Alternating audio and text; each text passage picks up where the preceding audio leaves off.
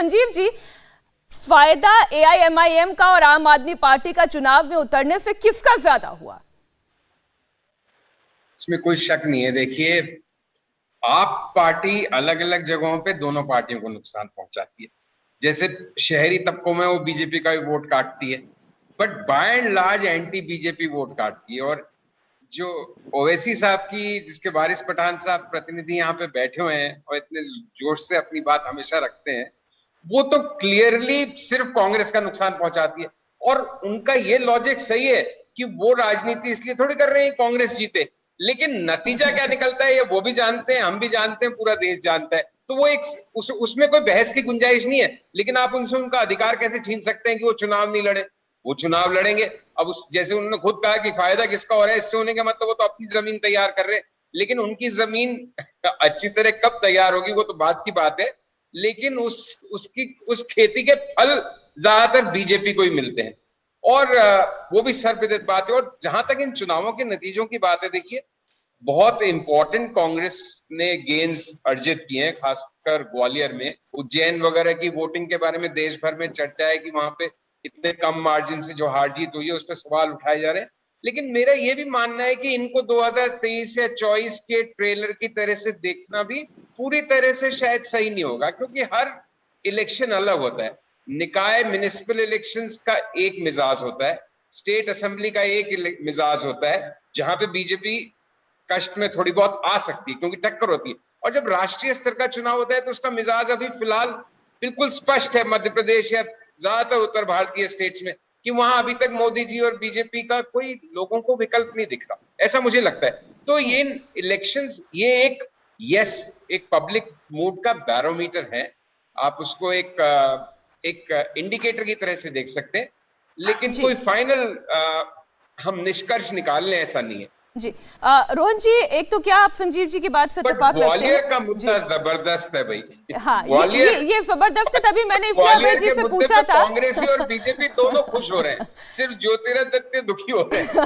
मैंने इसलिए अभय जी से इसलिए पूछा था कि ग्वालियर जीत जाने पर ज्यादा खुश है या 3 सीट जीत जाने पर। बहरहाल रोहन जी, आप मुझे एक बात बताएं कि अगर आम आदमी पार्टी के लिए भी किसी प्रदेश में स्कोप बढ़ रहा है तो इसमें कमी तो वहां की 2 बड़ी लीडिंग पार्टीज की है, बीजेपी और कांग्रेस की है। और इसमें यह दोषारोपण कर देना कांग्रेस का क्योंकि आईएमआईएम और आम आदमी पार्टी बीजेपी की बी टीम के तौर पर काम कर रही है, ये कहां तक जायज है?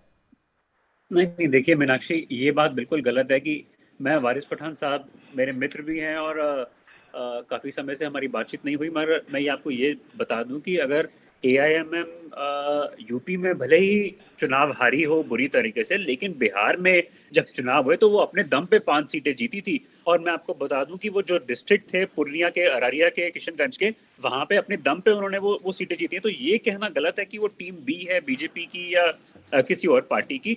वहां पे उस समय मजबूत पार्टियां जेडीयू की, बीजेपी की थी, और दूसरे नंबर पे भाजपा की ही पार्टियां आई जहां पे 5 पे वो जीती हैं।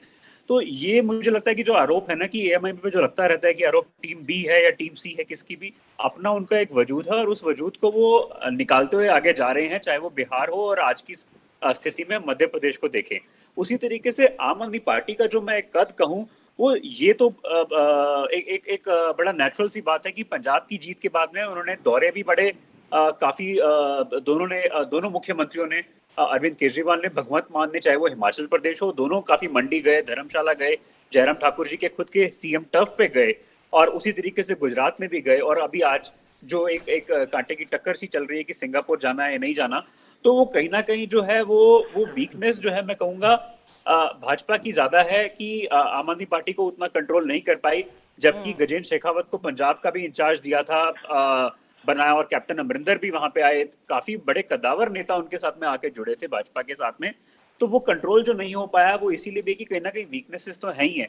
लेकिन मैं अभी भी ये कहूंगा कि जिस तरीके से एआईएमएम ने अपनी जीतें हासिल करी है इस चुनाव में, वो कहीं ना कहीं यही दर्शाता है कि थोड़ी बहुत वीकनेसेस है, लेकिन भाजपा को मुझे कोई ये नहीं लगता कि 2023 के चुनाव में कोई हरा सकता है। बड़ी मजबूत पार्टी है और हिंदी हिंटरलैंड में अगर आप अगले 10 साल या 15 साल की बात करें तो मुझे नहीं कहीं नजर आता कि मध्य प्रदेश या उत्तर प्रदेश में ये सरकारें हिल सकती हैं। इंडिया टीवी हर वक्त हर जगह डाउनलोड करने के लिए सर्च करें India TV news Google play store या ऐप स्टोर पर।